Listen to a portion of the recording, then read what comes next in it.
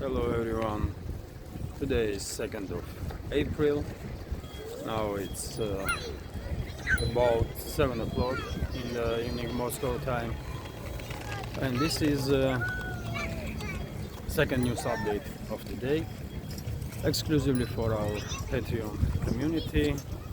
And well, there is quite a number of interesting and important developments and news that I'd like to share with you. Some of those news I highlighted in headlines, although I did not yet upload it because, as you can see, I'm outside in the central part of the city, and of course many of you are familiar with this area. Last time I filmed here it was snow everywhere, and well, now it's not yet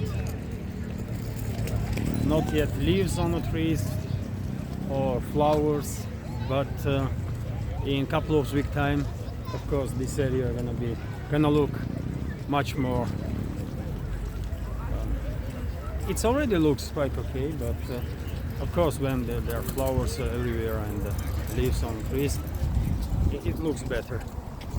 So excuse me. Well, let's talk about news. And first of all, I will share with you information about statements that President of Russian Federation Vladimir Putin made today during his meeting with the leadership of Russian Ministry of Internal Affairs. And well, interesting point that he made, one of the interesting points, is that he said that by monitoring behavior, steps and the statements of the Western ruling elites, one may assume that some people in the West are hoping for a revenge after being defeated previously in history, while some Western forces were trying to conquer Russia. And of course he was pointing to the Second World War era, when Nazi Germany tried to destroy Soviet Union and Russia, and he was talking about also Napoleonic era, when Napoleon with his undefeated for that time army came to Russia and was basically obliterated, one may say. Of course, Napoleon himself survived, but his army was finished, that's for sure. Also, by the way,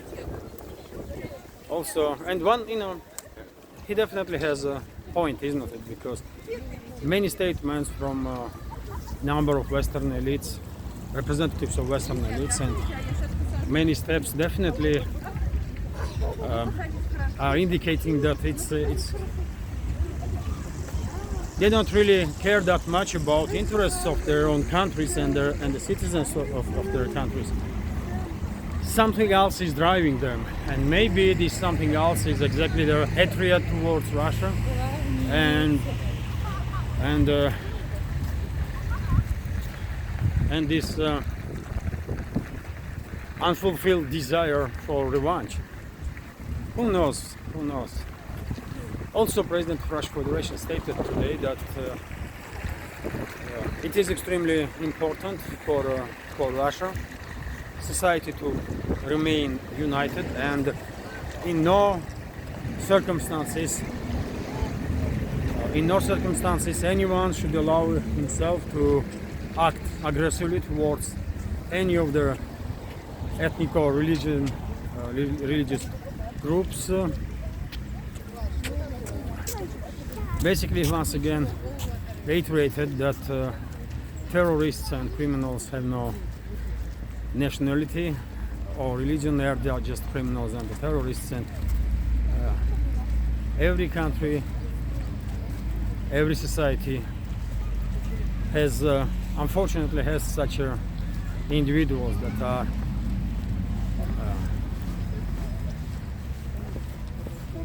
that are basically degraded as much as possible, and are willing to sacrifice innocent people for their sick political agenda or ideas. And also, by the way, President of Russian Federation highlighted today that let me check, and this is of course happening while he has a meeting with the leadership of Russian Ministry of Internal Affairs, and well, he also said that well, Russia will of course track down masterminds of the Moscow terrorist attack and will bring them to justice. Let's go through this news here. It's crucial to establish the perpetrators and the ultimate beneficiaries behind the Crocus City Hall tragedy, the president has said. Russian security agencies will find the masterminds behind the terrorist attack on the Moscow Crocus City concert hall.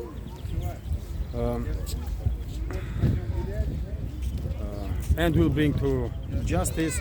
It's crucial to establish not only the direct perpetrators of the bloody terrorist attack which took place on March 22, but also all the links in the chain leading to its final beneficiaries. Putin has said during a meeting with the leadership of Russian Interior Ministry on Tuesday, "We will definitely get them," the president said, of the masterminds of the Crocus City Hall massacre, in which 144 people were killed and more than 550 injured. The mercenary terrorist attack are a weapon that is being used against Russia, but those who resort to it must understand that it is a double-edged weapon, he stressed. So, well, Putin was quite direct, really, and me personally, I have no doubt that no matter how long it will take, but Russian security services will get all of them who were involved in this horrible attack. Also, by the way, Defense Minister of Russian Federation, Sergei Shoigu, made quite interesting statements today and some information public. And well, RT is reporting that Ukrainian forces have lost more than 80,000 troops since the beginning of the year, according to Russian Defense Ministry Sergei Shoigu, and he made these statements on Tuesday, adding that the Russian military is continuing to reduce their enemy's combat potential. More than 14,000 pieces of military hardware have also been destroyed by Russian forces since January, including 1,200 tanks and other armored combat vehicles. During the same period, Moscow has liberated some 403 square kilometers of Russia's new territories. Shoigu told a conference call with the country's military leadership. He stated this basically during the conference call with the leadership of Russian Defense Ministry. Despite Kiev's lack of success on the battlefield, the Ukrainian leadership is still trying to convince its Western sponsors of its ability to resist the Russian army. He said to do so, Kiev has resorted to terrorism and the long-range strikes on Russian territories, targeting the civilian population, the minister added, and he is absolutely correct. Of course, today I reported, for example, that first time since the beginning of special military operation, Kiev regime launched drone strikes as deep inside Russian territory as Tatarstan Autonomous Republic, which is some 1,200 kilometers away from Ukraine, approximately, and some 650 kilometers away from Moscow. During that strike, according to information that is available in Russian media, 7 civilians were wounded, and no serious significant damage was done on the ground. Let's continue with some additional news. And well, by the way, Shoigu also spoke about changes in the leadership of Russian Navy. So as I reported earlier, head of Russian Navy now officially is Alexander Moiseev, Admiral Alexander Moiseev. He used to lead the Northern Fleet of Russian Federation. Now he will be in charge of entire Russian fleet. Also, by the way, Vice Admiral Konstantin Kabantsev will lead the Northern Fleet, and the Black Sea Fleet has also new official leader. And well, Admiral Sergei Pinchuk will be in charge of Black Sea Fleet.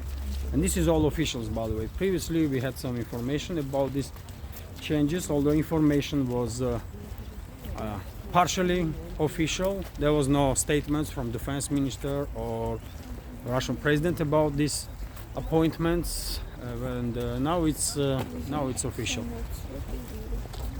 Also,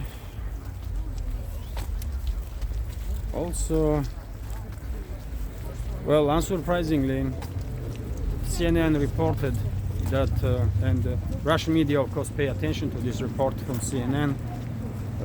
In this particular case, Vlad newspaper, that Kiev regime with its Western allies are working together to conduct strikes deep inside Russian territory, and most likely today's strike on Tatarstan region was a product of this combined work of the Western masters of the Kiev regime and Ukraine's or Kiev regime's secret services and defense ministry. No surprises really at this point. Hardly anybody in this planet has any doubts that Western secret services are involved in terrorist activity all around the world, not just on the Russian soil, but just about everywhere. Maybe it is time Western secret services to be designated as a terrorist organization by entire world, because that's what they are. CIA, MI6, German secret services, it's all of them.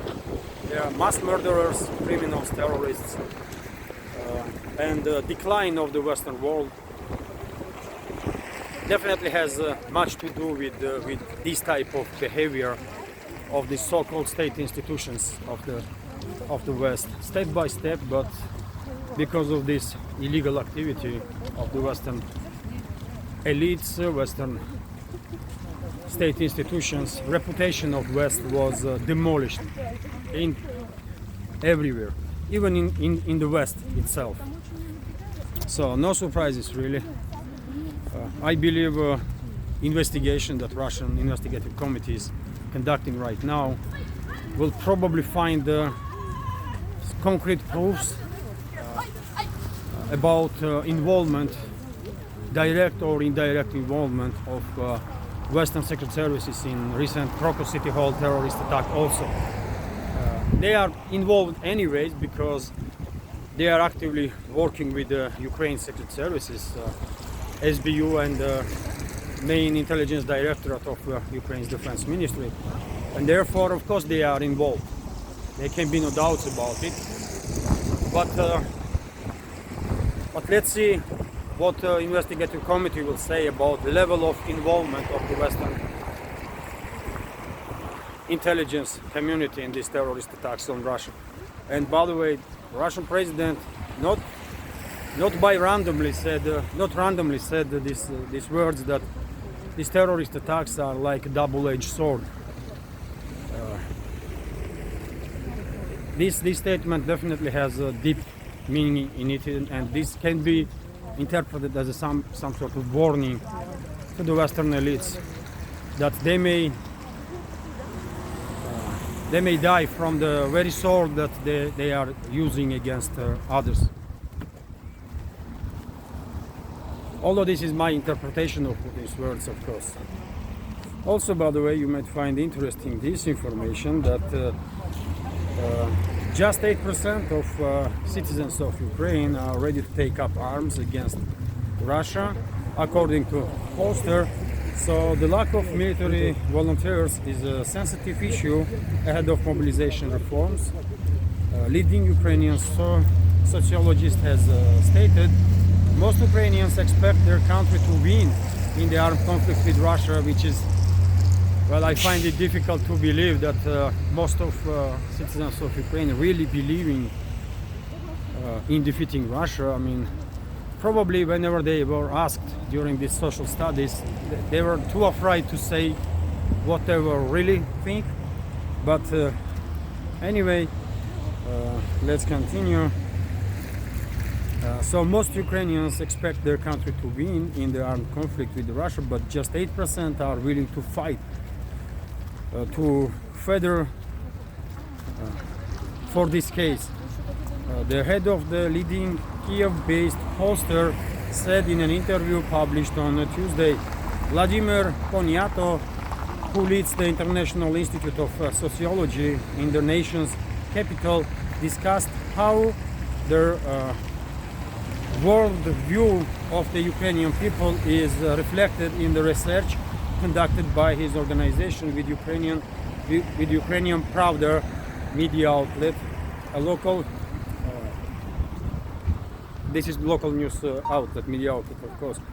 They tend to wish for conflicting things, he stated, such as capitalist liberalization alongside robust social support by the states, or democracy as well as the strong arm of the government.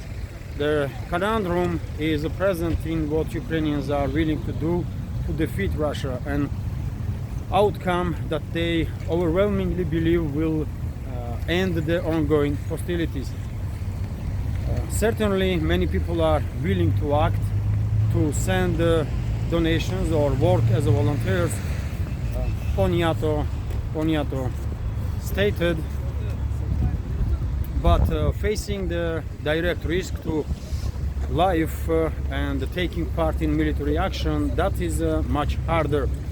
We estimate that the share of those willing to take arms is roughly 8% across all categories. So, well, quite interesting observation, quite interesting information. Yet again, in my personal opinion, I think whenever those studies were conducted and people were asked on the streets of Ukraine or by phone their opinion, of course, majority of them will probably say, yes, of course, Ukraine gonna win. But do they really believe in this? I don't think so. And 8% number of citizens of Ukraine that are willing to fight definitely indicates my point. Even that 8% probably is too high, because otherwise there will be no, we will see no those videos from Ukraine on a daily basis when they are kidnapping people. Where are those volunteers? Where are those 8%? Why they are not queuing in to sign up for a front line? Kiev regime is kidnapping people basically and forcefully mobilizing them. So it's just a talk. I mean, this is just a talk that they are willing to do this and that. I don't believe this. Anyway, let's continue. And well, Moscow condemns assassination of the Iranian generals by Israeli side during that airstrike that was conducted yesterday late afternoon by Moscow time on the consulate of Iran in Syria. That was a quite That was quite unexpected move from Israel, because I don't think anybody was thinking that even diplomatic missions can be destroyed. I mean, I don't know. I was really surprised. After this, one may expect absolutely anything from Netanyahu's regime. Absolutely anything. This is just a level of craziness that is maybe even unseen for last decades at least. And of course, entire world now is waiting what will be the Iran's response. And Iran already made statement, Iranian officials, that they will be response. And I guess Moscow, Beijing, New Delhi, other major capitals outside of the West are in communication now with Tehran to recommend, let's say this way, let's put it this way, to recommend the Iranian side to respond in limited scale, so that region will not end up in the war. But yet again, it's up to Tehran what kind of decisions they will make. Whatever retaliatory strikes they're going to conduct, I guess significant part of this world will support them, because they have every right to defend themselves, and strike on diplomatic mission is an act of war. It's nothing less. It's a pure act of war. I mean, something is really wrong with Netanyahu and his inner circle. I mean, they are clearly provoking regional war, isn't it? And I believe behind them there are some other forces, including some clans in the ruling class of the West. It's them that want regional war there in the Middle East, so that they will cut shipping in the, or distract shipping in the Persian Gulf, and cut China from Middle Eastern energy sources. That's what Western ruling class really wants. And maybe that's exactly the direction that Middle East is heading, unfortunately. Also, by the way, today Israeli side apologized, Israeli leadership apologized for killing some aid workers in the Gaza. According to reports, at least 7 foreigners were killed in Gaza during the Israeli strike that were conducting some humanitarian work. Among them are citizens of US, Germany, I believe, United Kingdom, and some other countries. And well, this was a rare occasion when the Israeli government apologized for killing civilians. Usually they're not even acknowledging fact that they are targeting civilians. Also, by the way, let me check. Oh, this is also quite disturbing news that Olympic official asked Ukrainian side to spy on Russian athletes. Well, Thomas Bach has been interviewed by notorious pranksters, Vovan and Lexus, Russian pranksters.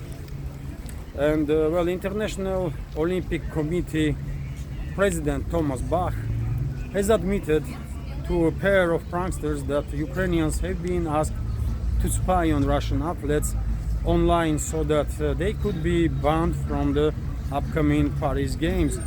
In a video call posting on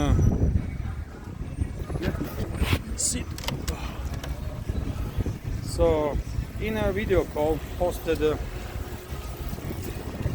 on Tuesday, in which one of the Russian duo known as Vovan and Lexus impersonated an African official Bach claimed that by sanctioning Russian athletes, their International Olympic Committee is punishing those who are responsible for the annexation. How delusional, how degraded this individual is. I mean, Russian sportsmen are annexing what exactly?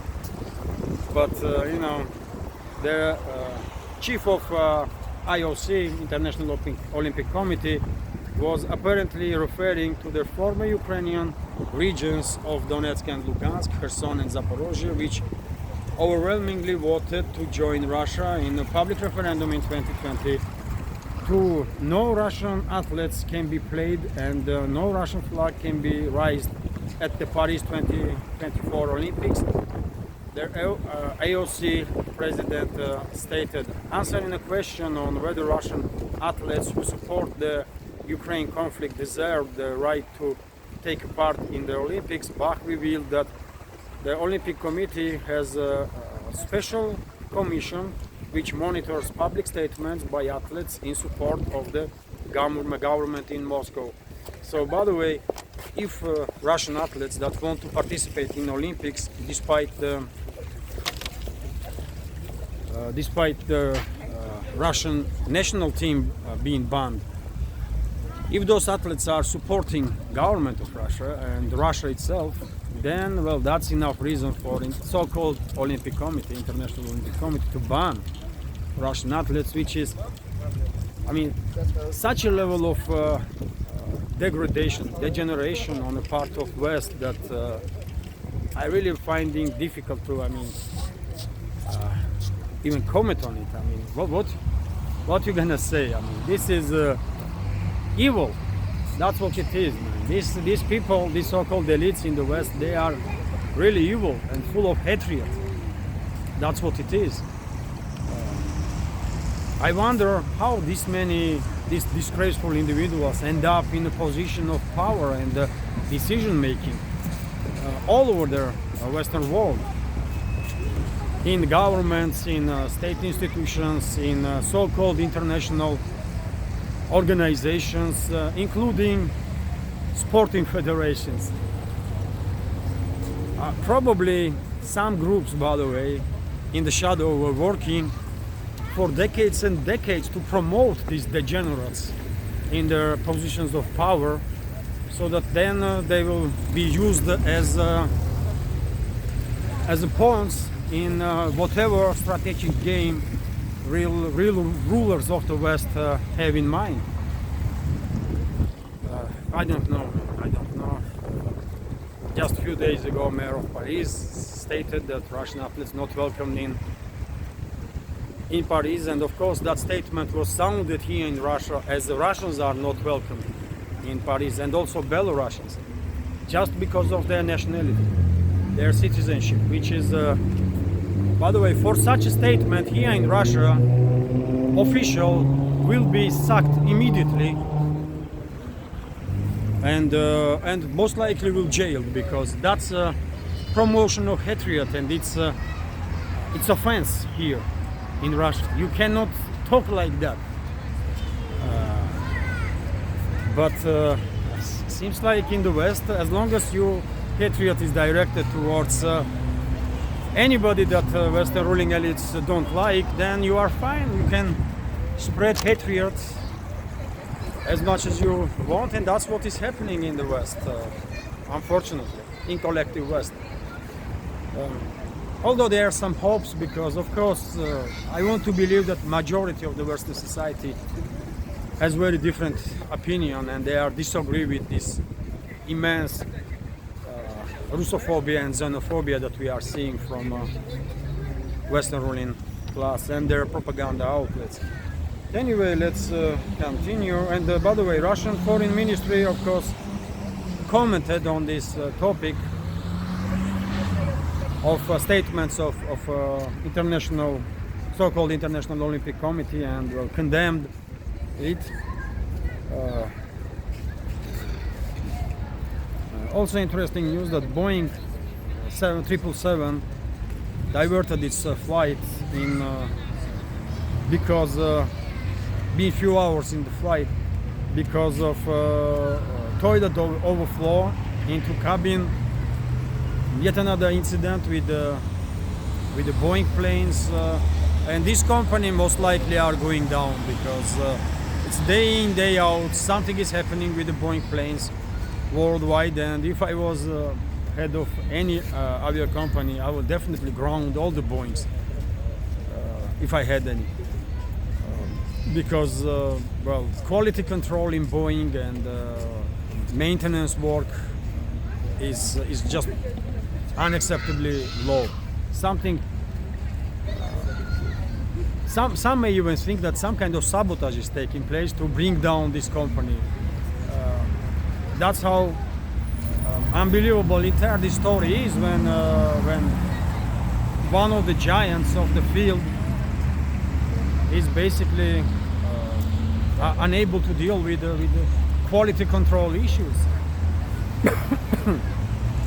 Unbelievable stuff, and who knows, maybe decline of Boeing is unstoppable at this point. And finally, two more news. Oil prices hit highest level since the 2022, reaching $90 per barrel. I guess this price is quite optimal for producers and consumers of the oil and oil products. Not really high, not too low. And also, by the way, quite unfortunate information that in Kyrgyzia, Russian Mir cards will not be accepted. From let me tell you, from today, and well, this is also surprising news, I must say, because well, I can understand that Kyrgyz's first-tier financial institutions, banks, are afraid of secondary sanctions, but to decline operations with the Russian Mir card this fast, well, this is definitely not a friendly move, I will say, and I'm interested how Moscow will respond. Somewhat surprising decision of the leadership of Kyrgyzstan, and unfortunate because, of course, it will have some influence on relationship between Kyrgyzstan and Russia, and I don't think Kyrgyzstan will gain anything from this decline in level of relationships. But let's see, maybe second and third tier financial institutions in that republic, former Soviet republic, will continue work with Russian Mir card and will compensate for decisions of their first tier banking institutions. So let's see. Unfortunately, quite on a regular basis, we are receiving information that many businesses worldwide are,